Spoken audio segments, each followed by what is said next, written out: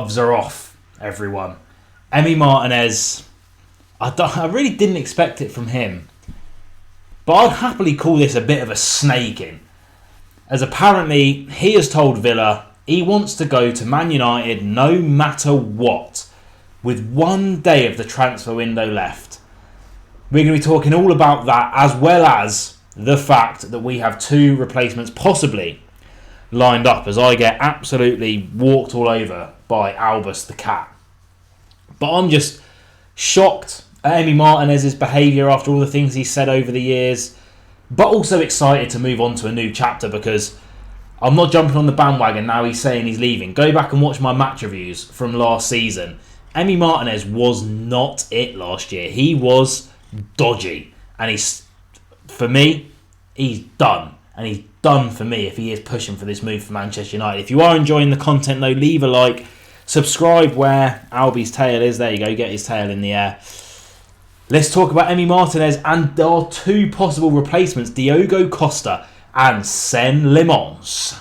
But first of all, a little bit on Emi Martinez and his decision to apparently just snake and leave the club. Well, Emi Martinez, as I said, we gave him his big break, let's be honest. And, does he owe us anything? I kind of don't want to get into that argument, but obviously out on loan for a majority of his career from Arsenal, came to Villa, was our number 1. He's won 2 Yashin trophies. Obviously, that is because of his exploits with the Argentinian national team as well. But, we gave him a lot. We gave him his big break as a number 1 goalkeeper in his career.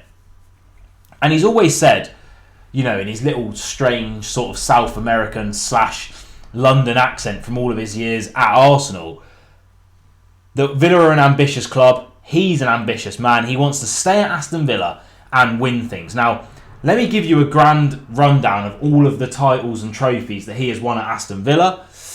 There you go.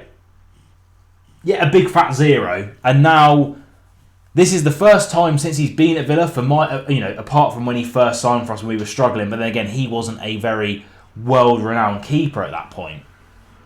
The first sign of any struggle, PSR holding us down, not qualifying for the Champions League last year, not really being able to flex any financial muscles this season, and he wants to up and leave to go to Manchester United, who aren't in any European competition this season, and let's be honest, have looked pretty dodgy just like us in the early running. But guess what? They have a bit more money that they can spend, don't they? They have a bit more money they can give you per week on a contract, don't they, Emi? And that clearly is all you care about at this point in your career. 32 years of age. And I just can't believe he'd do this to us with a day left of the transfer window. And now he's pushing for that United move. Now, I'm filming this before we play Palace, and it will be, the cake will be in the ice. No, what am I looking for? The proof will be in the pudding against Palace, because apparently he's told Villa, I'm not playing. I want to go United. So if Marco Bazot is starting, which I'll know in about an hour, yeah, cheers Emi, but guess what? You're not even going to go down as a Villa legend if you do this, mate. You're going to go down as a bit of a snake.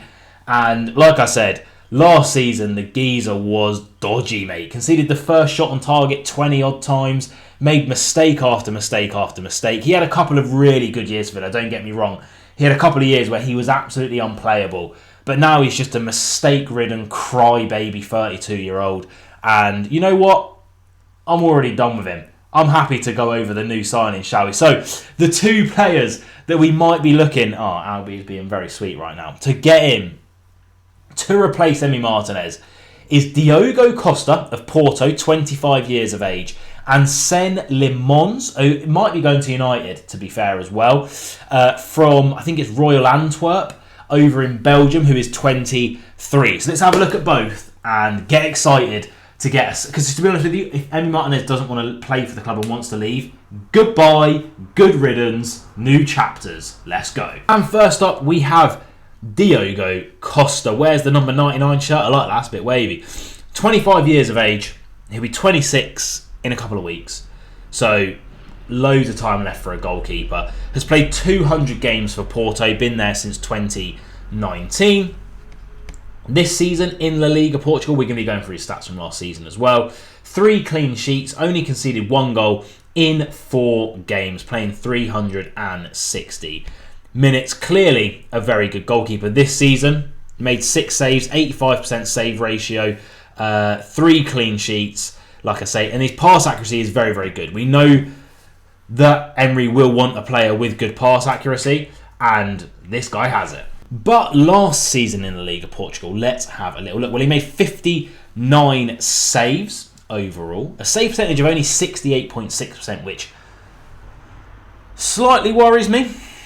It does slightly worry me, but anyway, conceded 27 goals, prevented 2.27 goals though, however, so he did outperform his sort of expected conceded goals, which is always good for a goalkeeper. 16 clean sheets, best in the league. Faced 7 penalties, saving 2 of them. That isn't too bad at all. Made no errors leading to goals, and also acted as a sweeper. This one's really important for Villa. Acted as a sweeper keeper 20 times and made 19 high claims. And guess what? The pass accuracy was still right there on the money. Also played in the Europa League last season, obviously a competition that we are going to be in.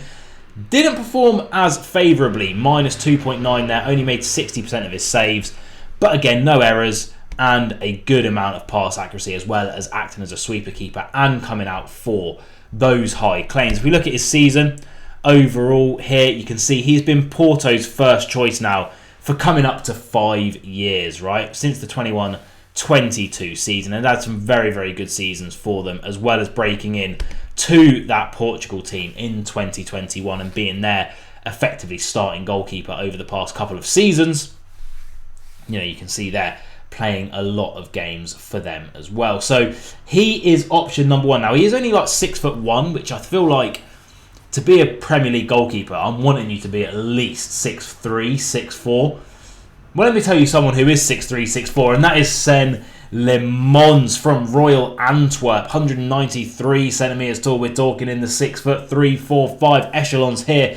Where's 91? Why are we after 2 keepers that wear shirts in the 90s? That's really bizarre. What are the chances of that? Someone opt to calculator it. But he is only 23, only just turned 23, and really has started to make a name for himself in world football. Transferred to Royal Antwerp for free in 2023. Now this season, so far in the first division, 4 games, conceded 4, but has saved a penalty, playing 360 minutes. He's also broke into the Belgium national team, getting his first call-ups very, very recently.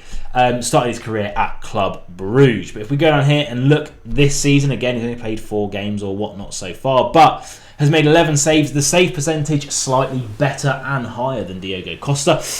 Prevented 1.19 goals already, which is always nice. We like that. Faced a penalty, saved a penalty.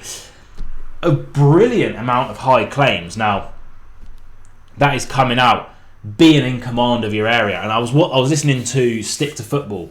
Right, if you know that, then you know what that's from. And they had an interesting discussion because they were talking about James Trafford. Obviously made a mistake with his feet for Manchester City the other week, and they said, what are like the 3 most important things for a goalkeeper? Number 1 is shot stopping. Just shot stopping. I don't care about anything else. Be a good goalkeeper. Number 2, a big command of your area. Now, what does he have? He's prevented 1.19 goals, 11 high claims. He has those 2. Everything else comes a little bit later. And when I say everything else comes a little bit later, you might have seen it. The pass accuracy from Lammens, not the most ideal in the world. However, with the new rule being implemented, the 8 seconds and all that kind of stuff, perhaps we're not going to be going back to the keeper that much. He doesn't act as a sweeper as well. Doesn't seem like the most confident lad with his feet. If we look at last season, perhaps how that went for him, and it's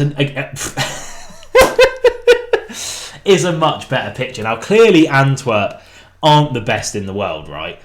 174 saves, a save percentage of 77%. He prevented nearly 16 goals for Antwerp last year. Even though he conceded 52, he prevented 16. That is, by the way, outrageous. 10 clean sheets, faced 8 penalties, saving 50% of them. He did make 2 errors leading to a goal, but again, Emi Martinez must have made about 15 last season, mate. And you know, 57 high claims. Acted as a sweeper a lot more, and his pass accuracy a lot better.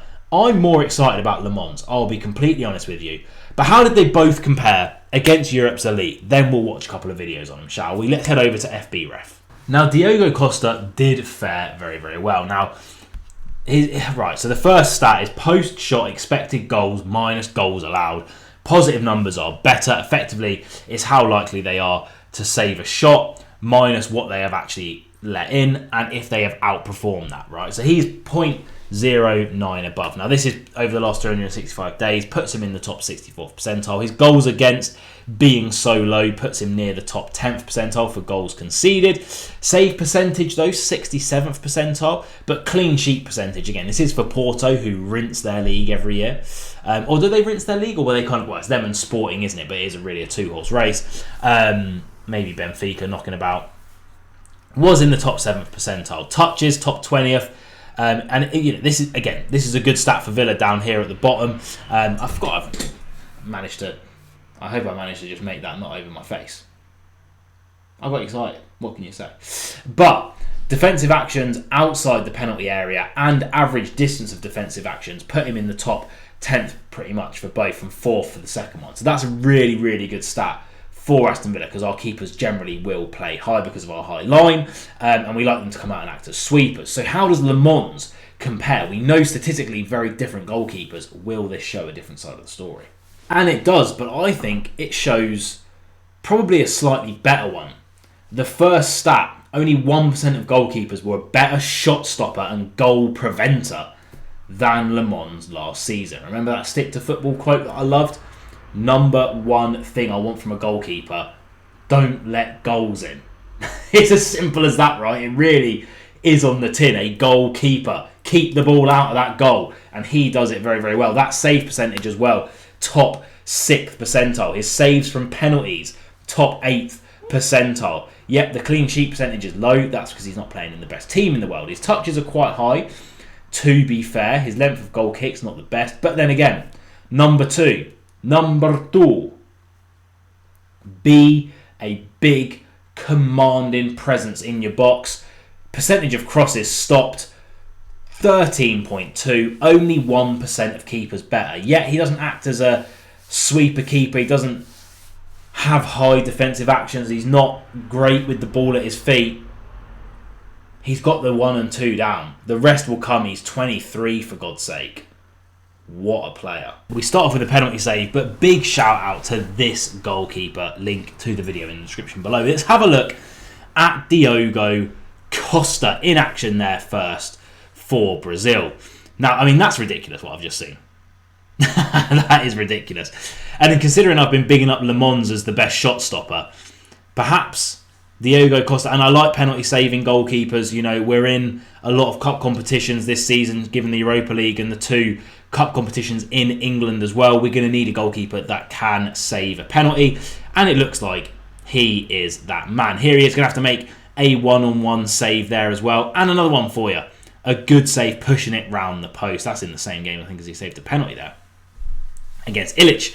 And again, here we are on the edge of the box. Striker picks it up, and that is a good save there, and a good one to palm it away. You know, a lot of goalkeepers, and Martinez has been guilty of this before, just palms it straight back into danger.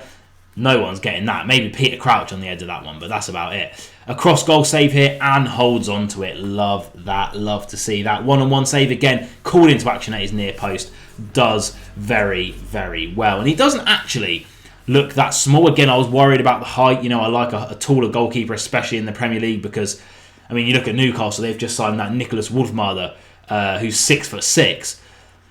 Here he is, another good save there at his near post. Not diving with his left hand there to try and save that like Sanchez for Chelsea might do.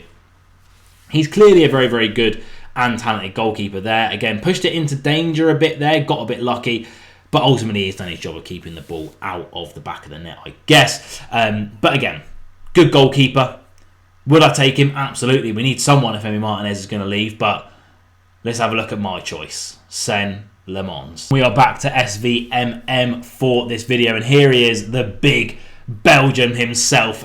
And you can see why he prevented 16 goals for Antwerp last season. This is just going to be an absolutely ridiculous compilation. I'm absolutely sure of that. That's a brilliant save to get down nice and low. Here he is going to be called into action again and tips it round the post.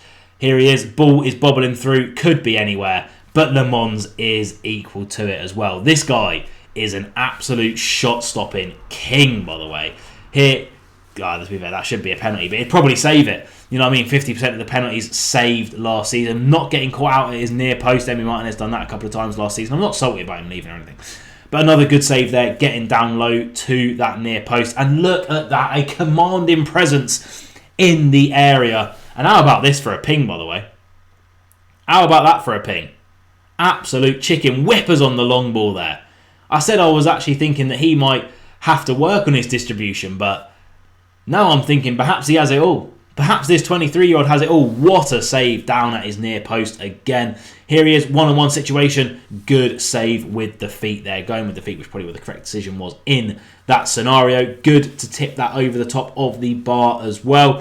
Here, the ball's going to scramble through. One-on-one. He says absolutely bloody not. As he makes save after save there. Didn't go early. He wanted to, but he didn't. Readjusted, forced to... What's he doing here? That's my Villa number one, I reckon. If Emi Martinez leaves, I think I'm back in Senne Lammens. Big mistake from the defender. Big save from Lammens. He's my guy. Now look, ultimately, we don't know what's going to happen. But if all of the noise around Martinez is true, with how much he's pushing for this move, get the geezer out of my club. You know what? Rest in peace. But to steal one of the most iconic quotes on, I think, football YouTube. It's time to go. If Martinez is being like that, see you later. Zero interest in people like that in my club. You were honestly awful last season, to be honest with you. I'm excited for a new era of goalkeeper. Both of these goalkeepers are young. My choice would be Lammens. Comment down below. What do you guys think? It's going to be a hectic day. End of the transfer window always is, but especially when Villa have had their hands tied, now we know we have to act. It could be anything. Let's just see where we land. There we land. Winner to Spieler, whatever his name is. Brilliant.